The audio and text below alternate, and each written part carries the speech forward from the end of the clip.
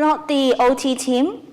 What we do is we help them to get on NDIS. So myself and the social worker help them to get on it. But our OT, as well as the Sutherland self-care OT, they have said no. But there is a gap between before they approve the NDIS, then yes, we can do that because we got the Power Care OT to flexibility about that.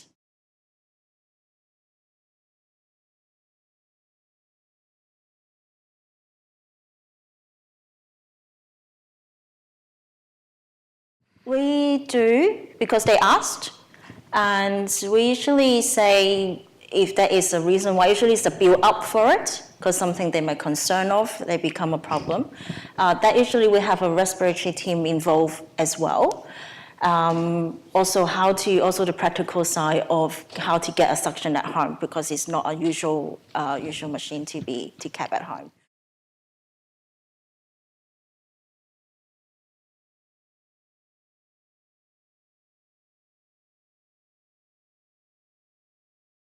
The delay in diagnosis was 18 months, and now it's come down to 12 months.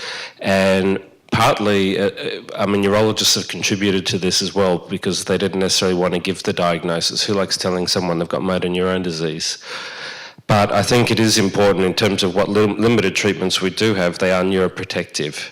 So we are pushing to get neurologists to actively diagnose motor neurone disease. The second thing is, I mentioned Parkinson's disease and sleep changes. Well, the other thing that you do notice when you talk to partners of patients with motor neurone disease, they do notice things before the stumbling in the car park and so on. And they say often that there are some personality changes, and one thing that does come up is apathy and a lack of engagement. And I'm not sure how long that is present for before the motor symptoms begin, but we had Aneda Miyoshi who worked with us for a number of years and showed that there was a significant predating of mood and behavioural change well before motor change.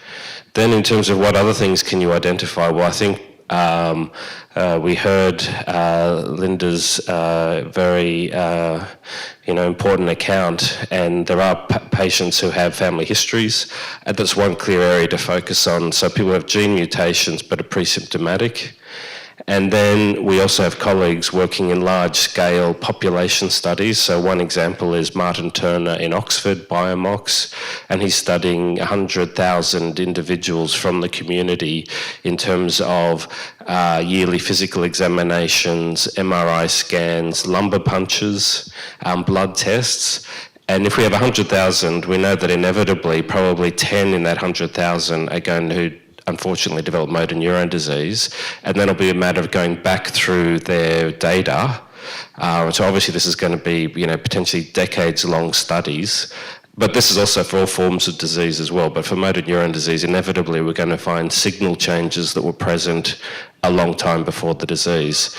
And I think if we look at also when people do get weakness, that implies probably millions of cells in the brain have been damaged. So that doesn't happen overnight, and it's building up, potentially building up, as I said, for 10 or 15 years, maybe even longer.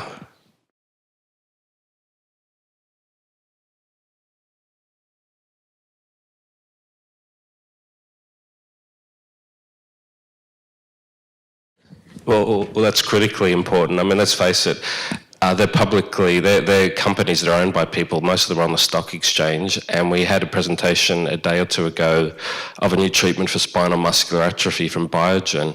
Their share price has almost doubled.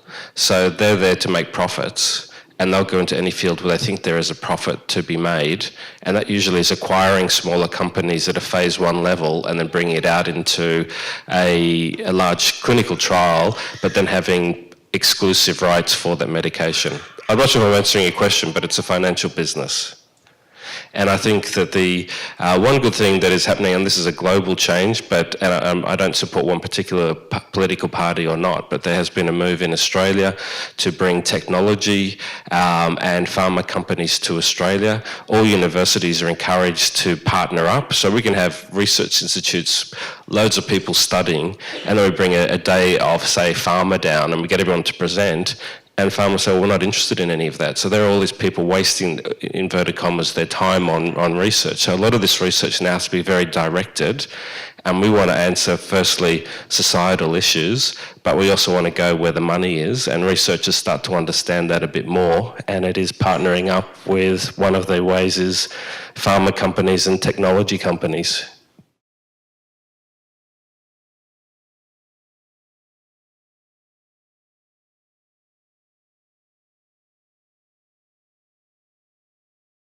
I like all the easy questions.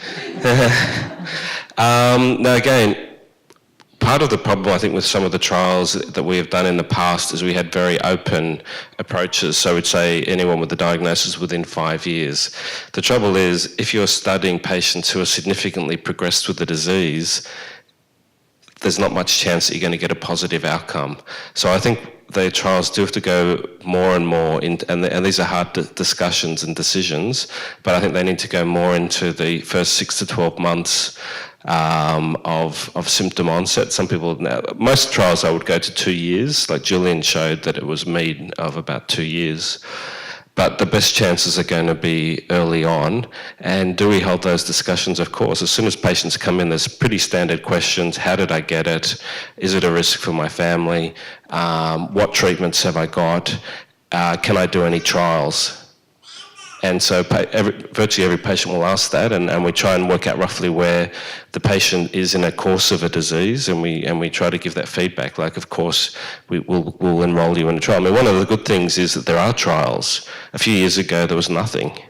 So it is getting better, and there are more and more trials. I mean, one potential downside is we're going to get more and more approaches we are currently, and eventually we won't have enough patients in Australia to put on trials, which is going to be a good thing.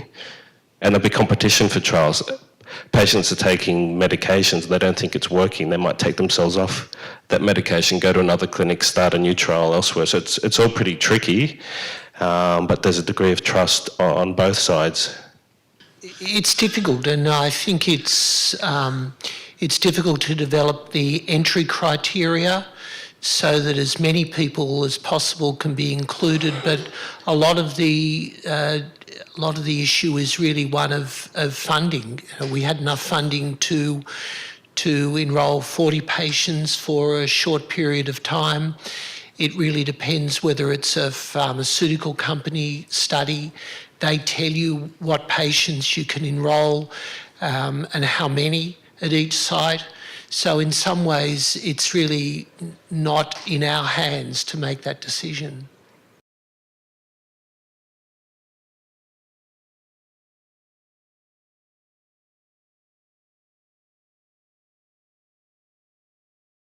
I would agree. In the defence of general practitioners, some of them might see one patient with motor neurone disease in the course of their career. Sometimes they might never see a patient. So it's hard if you've never had exposure. I can certainly say, as a medical student, I never saw an MND patient. So if I'd been a GP, I wouldn't have picked it. But you do, I suppose, the patient has to keep on, and the patient's family are very good advocates. But we do need to educate everyone, and these sort of sessions we're having now, we also have with GPs, nurses, palliative care, symposia. I mean, motor neurone disease, as well as the Ice Bucket Challenge, has really increased awareness, and people do want to know more about it, and there is a greater awareness.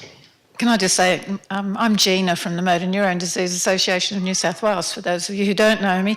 MND Australia has also put out an information sheet for GPs, trying to get the word out as to what to look for someone with MND. I guess another way we try to deal with it, we do have a publication that we send out to people's GPs in the hope that if they do see another person, that they can pick it up earlier, as well as have the information for the people that they're currently caring for.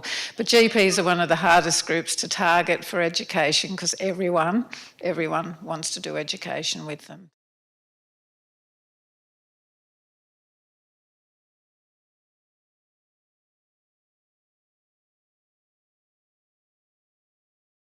Well, we produced a letter basically saying that the company has refused to supply the drug after the trial. The reason they gave is that because it's not licensed for that indication, and that what we know is that of the drug which has got 3 components, 2 of those components, abacavir and lamivudine, are actually available as generics, and you can import those from India or Thailand by mail at about $90 or $100 a month. So there were people after the trial who did that, which is really very far from ideal. I've been trying to negotiate with the company to continue to supply the Triamec. I've achieved some success, and I think they're considering it now on the basis of the preliminary results which I showed them.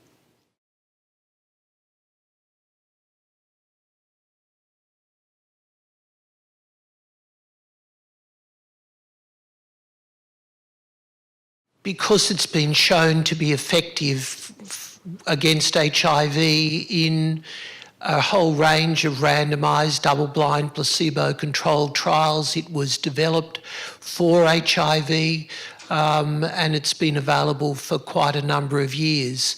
I think the idea of now repurposing that drug for then another condition which is very far removed from HIV is sort of alien to drug companies. Drug companies, like most of medicine, are very siloed, so they have an infectious disease section, a neurology section, a gastroenterology section, and one section that's developed a drug like their infectious disease section really has got no experience in talking to another section even within the same company. It's a bit like some of the downsides of medicine, really too highly specialised, and to cross over from one specialty to another is a challenge.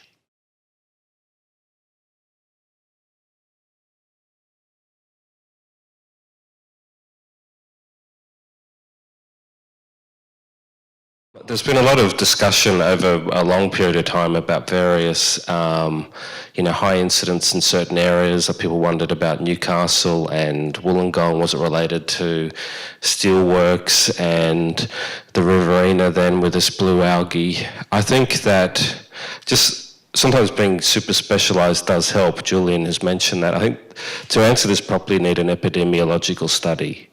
I don't think you can sort of say there's 4 people who live in the same area or 2 in the same street and then go down a sort of a pathway that really has no scientific justification. So with, as a case in point, we all know Angie Cunningham, who was a tennis player, and then she was looked after by a fellow mother in the same school who developed motor neurone disease, and then there was another girl in the same class whose mother developed motor neurone disease. So 3 mothers from the same class. Do you say that's a hotspot for the disease? We could, but I would say it's probably chance. And then on top of that, I'd say, well, if you're going to come up with those discussions, I think you need to have strong epidemiological support. And I don't think the blue algae theory so far has stood the test of time. And it's all down the whole east coast of Australia. So one issue is that a colleague, Amar Al-Chalabi in London, has come up with a mathematical model that says you need sort of 6 hits to develop motor neurone disease. One of them may be a predisposition, and perhaps this may be one of the hits in people who are predisposed.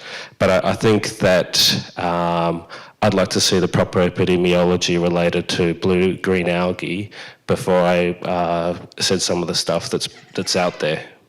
Can I just say from the association's point of view, we see areas where suddenly we have quite a few people living, and then that will change and moves to another area, and it's very hard to pick up any patterns. So I think, as Professor Kiernan said, we really need that epidemiological study around that.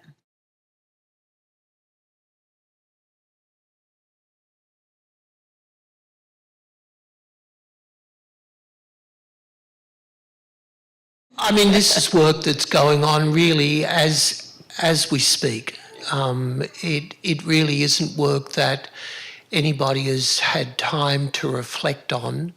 There are some scientific papers that I could refer you to, which are really very complex. Unfortunately, I can't. There isn't a book.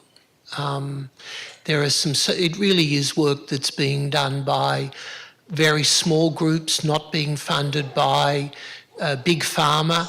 Big Pharma is more interested, I guess, in developing treatments that you need to take every day for the rest of your life at really quite high cost, rather than for looking necessarily for causes for things these days. I don't want to be too harsh, but, you know, that may be the issue. But I can't, I'm sorry. If there were, I would certainly do it. I'd like to have the time to be able to write it. Maybe after this. Well, obviously, we hope that you do the same for MND that you've done for HIV, and hopefully you'll have a bit more time on your hands soon. But I would like to just round up by saying that it's been really a fascinating morning and afternoon. You've seen the complexities of motor neurone disease. I'd like to thank everyone for coming, because really you're the advocates for this condition, and all of the patients who are here. I would like to thank all of the speakers and chairs, and MND New South Wales put on the event, and particularly I'd mention Graham, Gina and Kate, all of the MND New South Wales volunteers who have helped out. The program was put together by Rachel Risk and Stephanie Williams, so if you have any more suggestions, please let them know. And I think really I thought it was a fantastic opening to the meeting from Linda, so thank you for putting that together and for the Remembrance Day.